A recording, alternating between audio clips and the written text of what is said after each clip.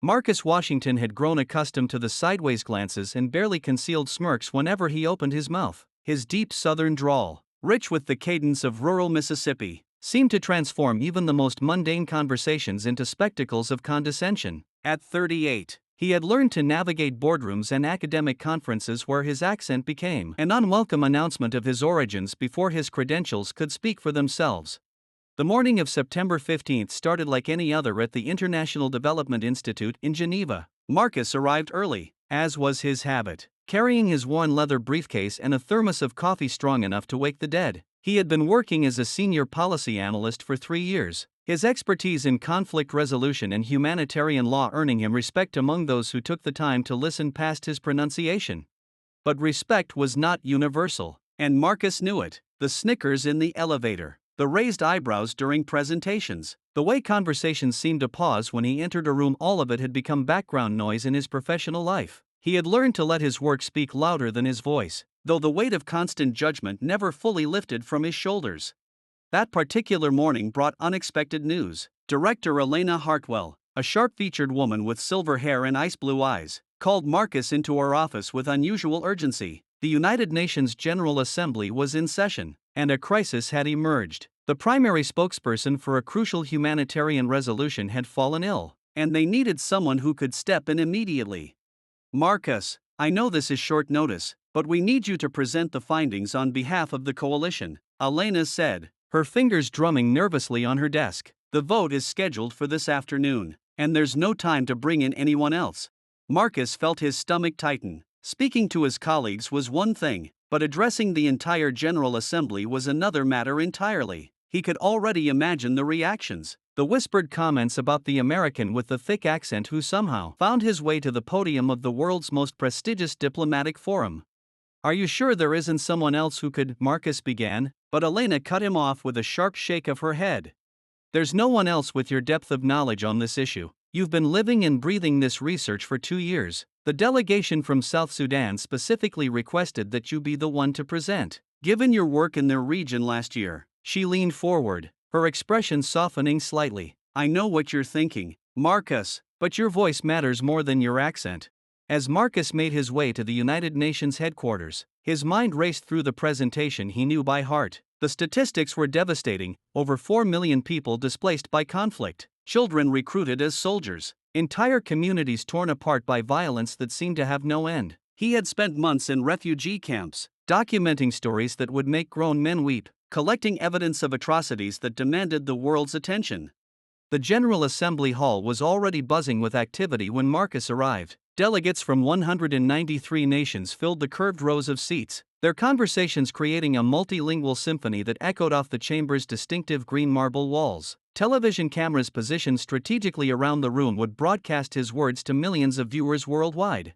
Marcus took his seat in the designated area, watching as other speakers took their turns at the podium. A representative from Sweden spoke with crisp, perfect English about climate change initiatives. A delegate from Japan delivered remarks about economic cooperation with the precision of a Swiss watch. Each voice carried the weight of authority, the polish of diplomatic training, the kind of refined articulation that Marcus knew his own speech lacked.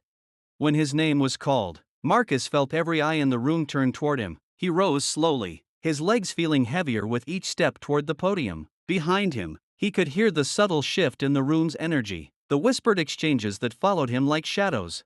At the podium, Marcus adjusted the microphone and looked out at the sea of faces before him. In the first few rows, he could see some delegates leaning back in their chairs with expressions of polite skepticism. Others were already checking their phones, clearly expecting another routine presentation from yet another mid-level bureaucrat. "Distinguished delegates, Secretary General, ladies and gentlemen," Marcus began, his Mississippi drawl immediately evident through the hall's sound system. He noticed several delegates exchange glances, and he caught sight of the British representative whispering something to his colleague that prompted a barely suppressed chuckle. But Marcus had learned long ago that the best response to mockery was truth delivered with unwavering conviction. He opened the folder containing photographs he had taken during his time in South Sudan, images that had kept him awake for months after his return. "6 months ago, I sat in a refugee camp outside of Juba with a 10-year-old boy named Samuel," Marcus continued, his voice growing stronger despite the accent that marked every syllable. This child had walked 300 miles with his baby sister strapped to his back after their village was attacked. When I asked him what he wanted most in the world, you know what he told me? The chuckling had stopped. Marcus noticed that the British delegate was now leaning forward, his phone forgotten on his desk.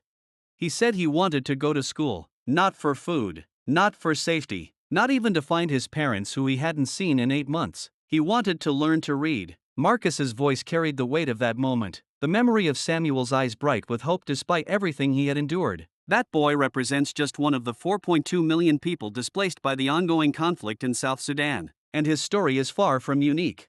Marcus clicked to the first slide of his presentation, revealing a map dotted with red markers indicating refugee camps in conflict zones. But instead of reciting dry statistics, he began weaving together the human stories behind each dot on that map. In the Bentiu camp, I met Maria, a mother of 5 who had been walking for 2 weeks to reach safety. She carried her youngest child, who was burning with fever, while her other children followed behind, their feet bleeding through shoes that had long since fallen apart. Marcus's accent, rather than diminishing his words, seemed to add weight to them, each syllable carrying the gravity of first-hand witness. The room had grown completely silent. Even the usual shuffling of papers and whispered translations had ceased. Marcus could see delegates putting down their phones, removing their headphones, leaning forward to catch every word. The international community has pledged significant aid to address this crisis. But I'm here to tell y'all that pledges ain't enough when children are dying from preventable diseases in overcrowded camps. Marcus's voice rose with controlled passion, his accent becoming not a liability but an instrument of authentic emotion that cut through the diplomatic polish that typically characterized speeches in this hall. He continued for 20 minutes, painting a picture of suffering and resilience that transcended cultural boundaries and linguistic prejudices. He spoke of Grandmother Rose, who at 73 had become the unofficial leader of a camp housing 15,000 people, organizing food distribution and settling disputes with the wisdom of someone who had seen too much history. He described teenage girls who had formed schools under tarps, teaching younger children with sticks in the dirt because they refused to let their displacements steal their futures. The resolution before you today ain't just about funding or policy frameworks, Marcus said, his voice now commanding the attention of every person in that vast chamber. It's about whether we're gonna look at the faces in these photographs. He held up images of Samuel, Maria, Grandmother Rose, and dozens of others and tell them that their lives matter enough for us to act. As Marcus detailed the specific provisions of the resolution, his expertise became undeniable. He cited international law with the precision of a scholar, referenced precedent cases with the authority of someone who had studied every relevant document, and proposed implementation strategies with the practical wisdom of someone who had seen aid programs succeed and fail on the ground. Article 25 of the Universal Declaration of Human Rights guarantees every person the right to adequate standard of living, including food, clothing, housing, and medical care, Marcus said, his accent lending gravitas rather than detracting from his scholarly authority. But rights without resources are just pretty words on paper. The displaced people of South Sudan need more than our sympathy, they need our action. When Marcus described the specific funding mechanisms and oversight structures needed to ensure aid reached those who needed it most, even the most cynical delegates found themselves taking notes. His accent, which had initially marked him as an outsider in this refined diplomatic space, had become the voice of authenticity in a forum often criticized for its distance from real human suffering. I've seen what happens when the international community acts with unity and purpose, Marcus continued, his voice carrying across the silent chamber. In Rwanda, in Bosnia, in East Timor, when we decide that human dignity matters more than political convenience, we can move mountains. But I've also seen what happens when we turn away, when we let perfect become the enemy of good, when we debate while people die. As Marcus approached his conclusion, he set aside his prepared remarks and spoke directly from his heart, his Mississippi drawl now embraced by delegates who had initially dismissed it. Y'all, I grew up in a place where folks were quick to judge based on how you talked, where you came from, what you looked like. I learned early that the content of your character and the truth of your words matter more than the accent that carries them. His eyes swept across the assembly, making contact with delegates who had been checking their phones at the beginning of his speech and were now hanging on his every word. The people of South Sudan don't care about our diplomatic protocols or our political differences. They care about whether their children will live to see another birthday, whether they'll have clean water to drink, whether they'll ever be able to return home. Marcus's voice broke slightly, revealing the emotional toll of the stories he carried. We have the power to give them hope, and we have the power to take it away. The choice is ours. When Marcus finished his speech and returned to his seat, the General Assembly Hall remained silent for several long seconds, an unusual occurrence in a forum where polite applause typically follows every presentation. Then, slowly, the delegate from South Sudan began to clap. Others joined in, and within moments, the entire assembly was on its feet in a standing ovation that lasted nearly 3 minutes. The British delegate who had chuckled at Marcus's accent approached him after the session. "That was extraordinary," he said, extending his hand. "I owe you an apology. I let my prejudices cloud my judgment, and I'm ashamed of that. Your passion and expertise were evident from the first word. I should have been listening instead of judging." Similar conversations happened throughout the afternoon as delegates approached Marcus to express their support not just for the resolution, but for the power of his presentation. The French representative, known for her linguistic precision, told Marcus that his authentic emotion had moved her more than any polished diplomatic speech she had heard in her 15 years at the UN. When the vote was called that evening, the resolution passed with an overwhelming majority, 178 votes in favor, with only 3 abstentions and no opposing votes. It was one of the most decisive humanitarian votes in recent General Assembly history, providing over $2 billion in aid and establishing new protocols for rapid response to displacement crises. But for Marcus, the real victory came in the weeks that followed. Letters and emails poured in from around the world, from people who had watched his speech online and been moved by his words. A teacher in London wrote to say she had shown the speech to her students as an example of how authenticity trumps artifice. A college student in Toronto said Marcus's presentation had inspired her to change her major to international relations. Most meaningful to Marcus was a letter that arrived 3 weeks after his UN speech. It was from Samuel, the 10-year-old boy he had met in the refugee camp. Samuel's teacher had helped him write the letter in careful English, and though the handwriting was shaky, the message was clear. He had started school in a new program funded by the resolution Marcus had championed, and he was learning to read.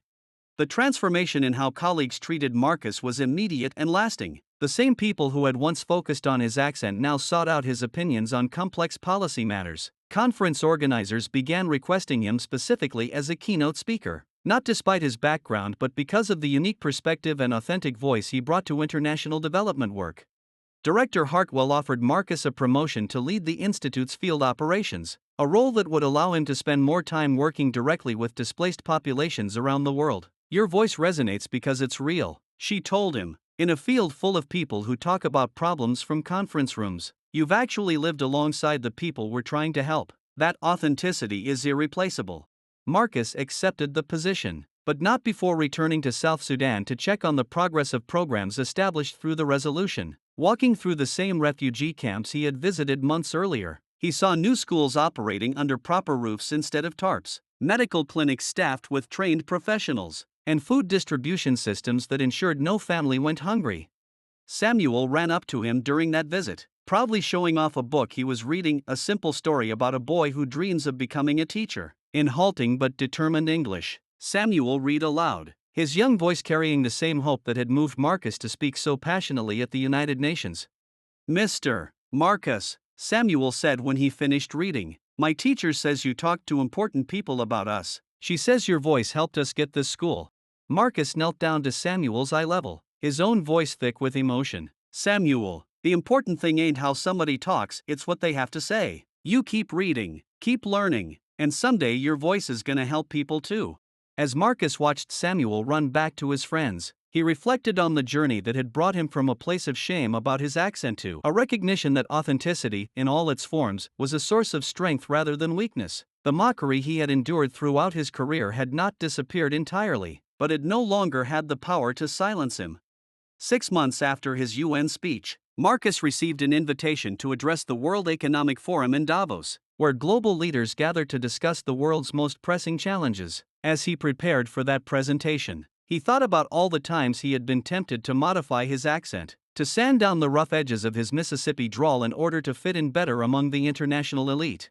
Instead, he had learned that his voice, accent and all, carried stories that needed to be told, perspectives that needed to be heard, and truths that could move people to action. The 10-year-old boy in him who had been mocked for how he talked had grown into a man whose voice could command the attention of world leaders and inspire global action. Marcus Washington had discovered that the most powerful voice is not the most polished one, but the most authentic one. And in a world full of people trying to sound like someone else, being genuinely yourself becomes a revolutionary act that can change hearts, minds, and ultimately, the world itself.